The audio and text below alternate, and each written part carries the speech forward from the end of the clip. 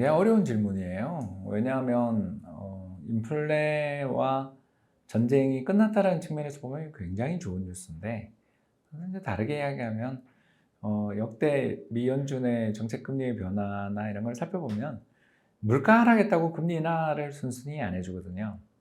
왜냐하면 인플레가 잠복해 있을 수 있어요. 막 이러면서 갖은 핑계를 대며 금리 인하를 미룹니다. 그러다가 갑자기 이 사람들이 금리를 인하했다. 그때가 대부분 어떨 때 금리를 인하하면 자기네들이 보기에 경기가 별로 안 좋을 때, 그러니까 앞으로 경기가 우리가 너무 좀 물가를 잡겠다고 너무 금리를 높게 유지했구나, 그런 반성이 있어야만 금리를 인하하거든요. 그래서 금리 인하가 이루어졌다는 건 인플레와의 전쟁에서 승리를 했다는 뜻도 되지만, 다른 한편으로 보면 근데 경기가 안 좋구나, 이런 복합적인 뜻을 가지고 있어서 이 해석이 그렇게 엇갈리는 거라고 보여집니다. 그래서 금리 인하가 이루어진다는 것은 일단 채권 금리 떨어진다는 점에서는 좋지만, 금리 떨어지는 이유가 인플레이 압력의 완화뿐만 아닌 경기의 하강 압력 때문이라면 우리 증시나 경제에 그렇게 좋은 일인가에 대해서도 고민할 필요가 있습니다. 미국 중앙은행이 금리를 인하한 이유를 살펴보면, 첫 번째는 이제 8월 5일 날 있었던 글로벌 증시의 대폭락 사태, 이거를 유발한 책임이 7월 말 열렸던 금리 결정회의에서 금리를 동결한 것 때문에 주가가 폭락했다고 생각하면, 미 연준 입장에서는 금융시장의 안정을 좀 우선으로 생각해서 금리 인하한 게 첫 번째 이유일 거고, 또 하나는 인플레는 안정되는 가운데 경기가 나빠지는 거 아니냐, 이제 이런 두 가지를 보고서 금리를 인하한 것 같은데, 아무튼 두 번째는 지금 좀 우려가 과했던 거잖아요. 경제 지표도 너무너무 잘 나오고 실업률도 떨어지고 있고, 그리고 노동시장뿐만 아니라 소비도 좋으니까. 결국 금융시장 참가자들이 이제 요새 어떻게 해석을 하냐면, 미국 중앙은행은 주식시장이 빠지는 거에 대해서 이제 다시 신경을 쓰기 시작했다. 그러니까 2022년처럼 인플레 신경 쓰느라고 주식시장을 버리던 때와 달리 이제 다시 파월은 주식시장의 폭락을 좀 막아주려는 마음씨 좋은 영감이 됐다. 그러니 이제부터 장은 가는 거야. 이러면서 실제로 지금 역사상 최고치를 다 뚫었잖아요. 그래서 이제 또 하나의 리스크가 시작됐죠. 버블 리스크. 조심해야 될 때입니다. 일단 전체 자산에서 뭐 주식 비중을 줄여라, 이건 저도 자신 없는 거고요. 왜냐하면 버블은 끝나고 난 다음에 나니까. 그래서 또 케인즈가 이야기한 것처럼 버블은 우리의 기대보다 더 오래 지속될 수도 있다는 걸 기억하라. 그런 관점에서 볼 때 미국 증시, 중국 증시 같이 지금 또 이제 급등하고 추세를 잡은 증시에 대해서 당연히 투자를 해야 되는데, 한 가지 잊지 말아야 될 것은 이 시장에서 차익이 난 건 차익이 나잖아요. 뭐 예를 들어서 내가 전체 자산 5억 중에 그냥 금융자산이 5억 있는데 4억을 중국 주식이랑 미국 주식에 예를 들어서 1억, 3억 투자했다. 그러면 이 사람 벌써 올해만 1억 넘게 벌었을 거 아니에요. 그러면 그 번 돈은 채권도 좀 사고 금도 좀 사자.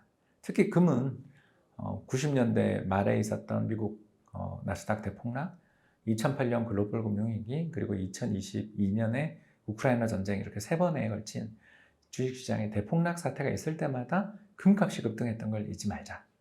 그러니까 금이라는 안전자산에 대해서도 조금 차익을 실현하는 족족 금에다 좀 투자를 하면 되게 편하지 않겠냐. 그럼 만에 하나 계속 오르면 금을 더 많이 갖게 되니까 좋은 거잖아요. 금도 뭐 수익률이 나쁘지 않으니까. 이런 식의 어떤 좀 자기가 가지고 있는 목표 자산의 비중이 있다면 그 비중을 넘어설 정도로 시장의 베팅이 성공했을 때는 그 비중이 넘어선 목표 비중이 나는 80%다 주식은, 그냥 90%가 되는 날이 오면 한 10%포인트 팔아서 금 사는 게 얼마나 좋은 전략이냐. 부자는 그렇게 한다. 자산 배분의 관점에서 보면 이제 주식의 매력은 점점 떨어지는 중이고, 1년을 올랐는데 차라리 글로벌 부동산이 지금 더 매력적이다. 왜? 금리가 떨어지니까. 경제가 제일 좋은 나라는 미국인데 이제 트럼프가 될 것 같아서 저는 이제 폴리마켓이라는 데를 많이 보는데, 그 돈을 걸고 베팅하는 사이트인데 거기서는 트럼프가 거의 한 10% 이상 이기고 있거든요. 그러니까 왜 그러냐면 이제 그 샤이 트럼프가 있는 데다가 또 미국도 언론이 전부 트럼프를 싫어해서, 그래서 이제 이렇게 된 거죠. 미국 고학력자들이 트럼프 싫어하잖아요. 그래서 그런 거고요. 그래서 이제 우리가 알고 있는 정보는 편향돼 있고 해리스 쪽에 편향돼 있는 데에 비해서 돈을 걸고 있는 사람들은 트럼프가 된다는 쪽에 다 돈을 걸고 있다면 트럼프가 될 수 있다. 그리고 이 트럼프가 7월 16일 날 비즈니스 위크와의 인터뷰라든가 얼마 전에 있었던 그 에스턴 미 전 국방부 장관의 핵미사일 발언 같은 것들을 보면 트럼프라는 사람이 얼마나 미추광인지를 알 수 있잖아요. 이런 미추광이가 자기가 미추광인 척하는 건지 진짜인지가 되게 중요한데 진짜라면 이 사람이 무슨 짓을 할지 모른다라는 리스크가 내년에 있고 그런 리스크가 부각될 때 가장 취약한 곳이 동아시아다. 왜? 지금 현재 세계에서 가장 큰 화약고는 중동이지만 중동이야. 이란이랑 이스라엘이 육상전을 할 수 없잖냐. 지상전을 할 수 없고 상대에게 군대를 보낼 방법이 없는데 대만이랑 중국은 바다 하나만 건너면 저 보이는 육지가 보이는 곳에서 전쟁이 벌어질 수도 있는 그리고 중국은 시진핑이라는 독재자가 다스리는 데다가 경제 성과가 엉망이니 자신의 지지율이 떨어지고 국민들이 불만을 느낄 때 전쟁을 일으키는 건 푸틴이 우크라이나 침공하고 보면 나오잖아요. 그 리스크가 있는데 그걸 민주당 정부 같은 경우는 전 하원 의장님 같은 경우는 대만도 방문하잖아요. 펠로시. 근데 트럼프는 지난 7월 16일 인터뷰에서 우리가 왜 대만을 보호해줘야 되냐고 대놓고 이야기하는 사람이다. 그런 거 리스크가 있기 때문에 미국의 대통령으로 트럼프가 된다면 일단 아시아 시장 투자는 되게 조심해야 되고 그래서 제가 중국 시장 투자는 단타다. 이렇게 이야기하는 이유고 투자를 할 거라면 미국의 버블에 올라타라. 그리고 미국도 또 트럼프가 대통령 되면 이 사람은 디벨로퍼 출신이니까 부동산이 제일 좋을 거다.